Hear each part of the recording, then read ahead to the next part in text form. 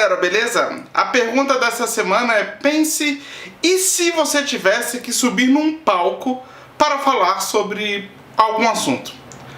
Qual será que as pessoas falaram que seria o assunto? E como elas reagiriam ao ter que subir num palco?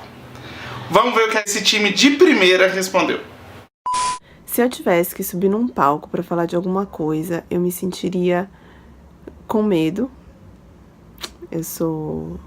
Eu tenho aquele medo de palco, que eu acho que muitas pessoas têm. Então, eu acho que para eu ficar tranquila em subir num palco, eu subiria para dar a minha opinião sobre algum assunto, que aí é uma coisa que eu domino, né? É minha opinião, então eu acho que eu ficaria mais tranquilinha. Ou eu subiria para participar de uma entrevista, assim. Aí eu acho que... Ou de algum jogo. Eu acho que eu também subiria para participar de algum jogo no palco. Agora, para fazer palestra, alguma coisa mais decorada, ou uma peça de teatro, alguma coisa assim, eu acho que eu não subiria, não. Tenho muita vontade também de subir. Macaco quer banana? Sim! Viviane quer estar no palco? Sim! Cara, eu adoro a experiência de estar em palcos. E principalmente se, além de ser para me expressar, eu tiver lá para comunicar alguma coisa com significado. A experiência mais legal que eu já tive foi num evento de finanças aqui em São Paulo, um ano atrás, que eu tive a oportunidade de falar durante 10 minutos para mais de 3.000 pessoas, e foi uma energia do caramba ter tanta gente ali comigo, me ouvindo, rindo comigo, e ouvir minha voz pelas caixas de som sendo espalhadas para toda aquela gente ali, e conseguindo inclusive ver a carinha das pessoas, das primeiras pessoas que estavam sentadas nas fileiras da frente. Assim, foi do caramba essa experiência, eu quero mais disso! Agora, o que eu falaria se o carro deixar? E se eu tiver oportunidade de estar no palco com as pessoas, com certeza vai ser sobre liberdade pessoal. E o que eu entendo sobre liberdade pessoal é a sua capacidade de controlar a sua vida, de controlar o que você pensa, o que você sente e o que você faz.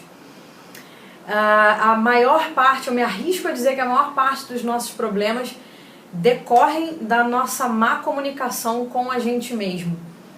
São pensamentos que nos limitam, são sentimentos que não são úteis pra gente, e comportamentos e hábitos que a gente tem que, em vez de impulsionar a gente pra frente, impulsionar a gente pra ter uma vida que a gente merece, acabam limitando a gente.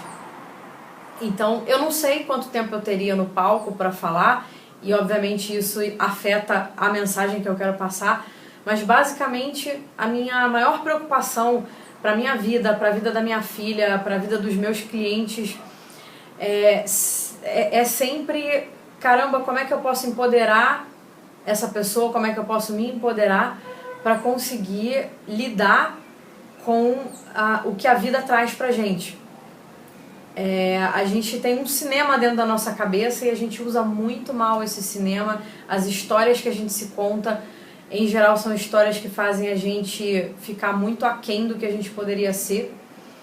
E às vezes a gente acorda e tem um vislumbre de alguma coisa que a gente quer, mas na maior parte das vezes a gente fica achando que é difícil, que a gente não tem capacidade para isso, que a gente não é bom o suficiente, que não dá, que não pode, e aí a gente vai ficando com a vida desse tamaninho. Não bom. Se eu tivesse subindo no palco, eu acharia o máximo, acharia a Mara, falaria várias histórias da minha vida, várias crônicas, várias coisas engraçadas. Tipo, vai Fernandinha.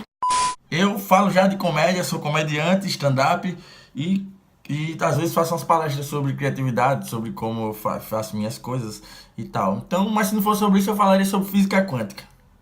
Sobre como o universo se formou e as partículas coisaram. Brincadeira. Obviamente eu me senti nervoso, né? Porque não é muito confortável pra mim falar em público, né? Então não ia ser muito confortável.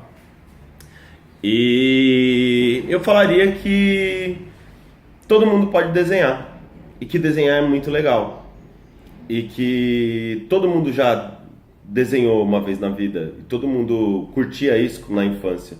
E em algum momento isso foi deixado de lado, porque eventualmente era legal quando a professora mostrava lá o Michelangelo, o Leonardo, falava, olha aqui como eles eram incríveis, não sei o que. E moleque, cala a boca, presta atenção aqui, para de ficar rabiscando aí, presta atenção aqui na professora. Então assim, o moleque lá que tava desenhando não era tão legal assim, né? Mas o Leonardo da Vinci era da hora. Então é legal pra eles e não pra você. Então, de alguma maneira, isso ficou pra trás. Bem, eu não tenho problema pra falar em público. Tipo, normalmente, né? Eu sempre fui muito extrovertida e tal. Nunca tive problema mesmo pra me comunicar. Tanto que eu sempre adorei na escola apresentar trabalhos. Sempre, até hoje na faculdade, gosto de ser líder, essas coisas, ter que falar é comigo mesmo. Mas aí, o dia que eu tive que falar, tipo, uma coisa séria, eu fui escolhida para ser oradora da minha graduação do inglês. Eu, tipo, fiquei 7 anos na escola e a formatura foi num teatro. E aí eu preparei lá meu discurso de oradora, não sei o que, 7 anos com a turma, muita coisa para falar e tal. E aí eu cheguei lá no teatro, tinha umas 150 pessoas ali no máximo. E aí eu apavorei, comecei a chorar, tremer, sei lá o que foi que aconteceu e não consegui falar. Então ali eu descobri que não é tão fácil assim de falar em público. Mas enfim, eu acho que, salvo algumas exceções, eu não tenho problema pra falar em público. Eu sou bem desenvolta pra essas coisas. E sobre o que eu falaria? Bem, a plateia lotada, eu falaria pra você não mudar. Não mude pra se encaixar num grupo. É muito ruim você tentar perder sua identidade pra se adequar a certa rodinha, entrar numa certa panelinha. É muito mais fácil você criar sua panelinha, ou não criar panelinha e participar de todas, mas não tentar mudar pra se adequar a um grupo. Isso é muito ruim. Você perde a sua identidade, você perde a sua individualidade. Pois é, subir no palco realmente é um desafio, né? A gente muitas vezes acha que a gente não é bom o suficiente ou especialista o suficiente para falar para muitas pessoas. Mas você já parou para pensar que muitas vezes a sua experiência é diferente da do outro e só isso basta para que você possa acrescentar na vida do outro, na profissão do outro, para que ele tenha insights, para que ele possa fazer combinações, para que ele possa ser criativo. É um desafio. E é um desafio muito bacana que nesse mês inteiro de outubro está acontecendo aqui no Pense Si, de crianças falarem sobre criatividade. Crianças, elas nascem criativas, elas são criativas o tempo inteiro. Mas parar para falar de criatividade é um super desafio. E algumas delas toparam falar por aqui. Então, e você? Se fosse falar para alguém num canal do YouTube ou num palco fazendo uma palestra ou numa sala de aula, sobre o que você falaria? Um abraço.